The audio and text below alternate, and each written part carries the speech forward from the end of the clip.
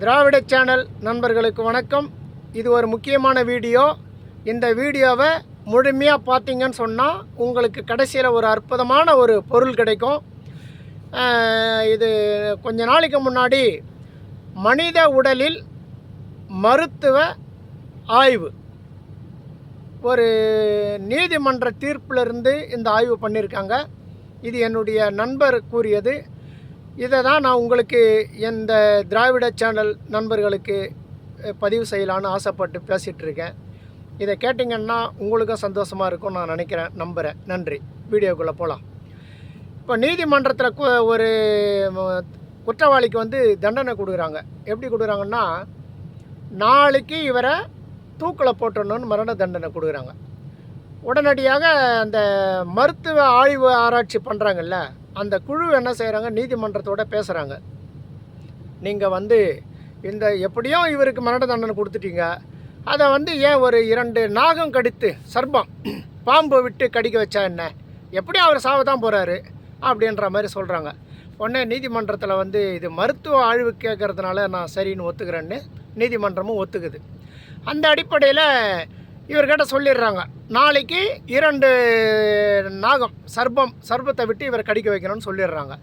சொன்ன உடனே நைட்டு முழுவதும் அந்த தூக்கு தண்டனை கழுதி மரண தண்டனை கழுதி தூக்கம் இல்லாமல் கஷ்டப்படுறாரு. நாளைக்கு நம்மளை எப்படி பாம்பு கடிக்க போதோ தெரியலையன்ட்டு. அதன் பிறகு ஒரு முறை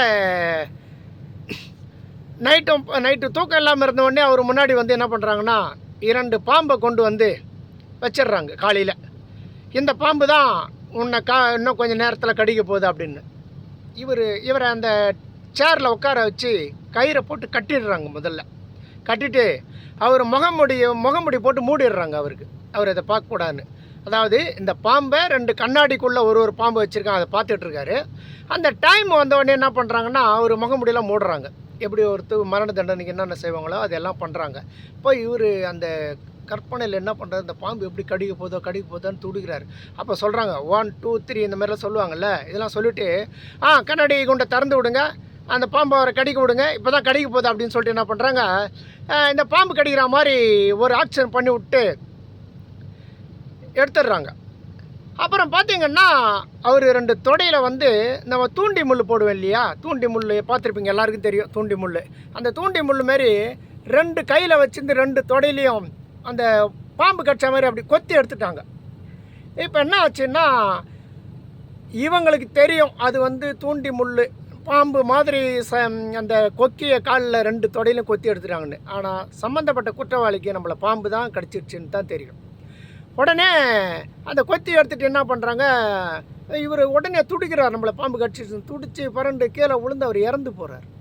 அவர் இறந்த உடனே அவருடைய உடலை எடுத்து மருத்துவ ஆய்வு பண்ணுறப்போ போஸ்ட்மார்ட்டம் செய்வாங்க இல்லைங்களா, உடல் கூறாய்வு, அது செய்கிறப்போ இவர் உடம்புல உண்மையிலே பாம்போட விஷம் இருக்குது.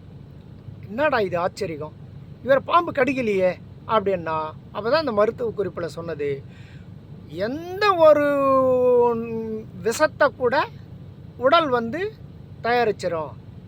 நம்மளை பாம்பு தான் கடிக்க போகுதுன்ற கவனத்திலேயே நைட்டு முழுவதும் இருந்து இது மறுநாள் விடிய காலையில் இந்த பாம்பையும் நேராக பார்த்ததுனால அவர் உடலில் இயற்கையாகவே பாம்பினுடைய விஷம் உருவாயிடுச்சு. அதாவது இதை தான் சொல்லுவாங்க, பஞ்சபூதங்கள்லேருந்து பூமி, ஆகாயம், காற்று, நெருப்பு, நீர், இவை 5ம் கலந்தது தான் மனிதனுடைய உடல். இந்த 5ஓட உதவி இல்லைன்னா மனிதன் உயிர் வாழ முடியாது. அதே போல் தான் சொல்லுவாங்க, இப்போ கொரோனா சொல்கிறீங்களா, எந்த வியாதியாக இருந்தாலும் அந்த வியாதிக்கு நோய் எதிர்ப்பு சக்தி கொடுக்கக்கூடிய சக்தி ஒவ்வொரு மனிதன் உடலில் இருக்குது அப்படின்றத இந்த மருத்துவ ஆய்வு கண்டுபிடிச்சது. அதன் பிறகு பார்த்திங்கன்னா, இப்போ நம்மளே பார்த்திங்கன்னா நம்ம நடந்துட்டு போயிட்டுருக்கோம், ஒரு டஸ்ட்டு அது நம்ம மூக்கு வழியாக உள்ளே போயிடுச்சுன்னு வச்சுங்களேன், உடனே நம்மளுக்கு தும்மல் வந்துடும். ஏன்னா அது கிருமியான தும்மலாக இருந்துச்சுன்னு வச்சுங்களேன், அது மூக்கு உள்ளே போன உடனே அது நம்மளுக்கு தும்மல் வந்துடும். அந்த தும்மல் அந்த கிருமி அதையும் தாண்டி வயிற்றுக்குள்ளே போயிடுச்சுன்னு சொன்னால், அப்போ என்ன பண்ணோம்னா ஜுரம், காய்ச்சல் வருதில்ல, காய்ச்சல் உடம்புக்கு நல்லதுங்க. அந்த காலத்தில் சொல்லுவாங்க, உங்களுக்கு காய்ச்சல் வந்தால் 3 நாளைக்கு அந்த காய்ச்சல் அனுபவிங்க, அப்போ தான் உடம்புல இருக்கிற மற்ற கிருமியும் சாவும் அப்படின்னு சொல்லுவாங்க. நம்ம என்ன பண்ணுறோம், காய்ச்சல் அடித்தோடனே டாக்டர்கிட்ட போய் ஊசி போட்டு மாத்திரை சாப்பிட்றோம். அதான் உடலில் அக்னி இந்த சேராத ஒரு கிருமி உடம்புல போயிடுச்சுன்னா உடனே உடலில் என்ன பண்ணுச்சு, இவன் தும்மல் வந்து கூட வெளியே போகல இந்த கிருமி என்ன உடனே உடலில் அந்த அக்னி மண்டலம் ஓப்பன் ஆகிடும். அக்னி மண்டலம் ஓப்பன் ஆனது அந்த காய்ச்சல் அந்த கிருமியை சூடாக்கி அந்த கிருமியை கொண்டுடும் உள்ளம். அதையும் மீறி அது இருக்குதான்னு சொன்னதான் நம்ம மருத்துவம்லாம் பண்ணுறோம் இல்லைங்களா, 3 நாளில் அது இறந்துடும். ஜுரம் காய்ச்சல் சரியாயிடுச்சுன்னா அந்த கிருமி இறந்துடுச்சுன்னு அர்த்தம். இப்படி தாங்க நம்ம காலங்காலமாக வாழ்ந்துட்டு வரோம். ஆனால் நம்மளுக்கு பயத்தை உண்டு பண்ணிடுறாங்க. எது ஒன்றுனாலும் நீங்கள் மருத்துவமனைக்கு போகணும், ஆஸ்பத்திரிக்கு போனால் தான் சரியாகும்னு சொல்கிறதுனால நம்ம உடம்புல இயற்கையிலேயே எந்த நோய் வந்தாலும் அந்த நோய் எதிர்க்கக்கூடிய சக்தி நம்ம உடல்லையே உண்டு. ஆனால் நமக்கு என்ன தேவை? தைரியம். சுகர் வந்துடுச்சு, இதுக்கு மேலே நம்ம உடம்பு அவ்வளோதான், பிபி வந்துடுச்சு அவ்வளோதான், அதெல்லாம் இருக்கக்கூடாது. ஒரு மனிதன் ஆரோக்கியமாக இருக்கணும்னா அவனுக்கு முதல்ல தைரியம். எந்த வியாதி வந்தாலும் சரி அதை சமாளிக்கக்கூடிய சக்தி என் உடம்புல இருக்குதுன்னா பாதி மருத்துவத்துக்கு நம்ம உடம்புலே மருந்து தயாராகிடும்.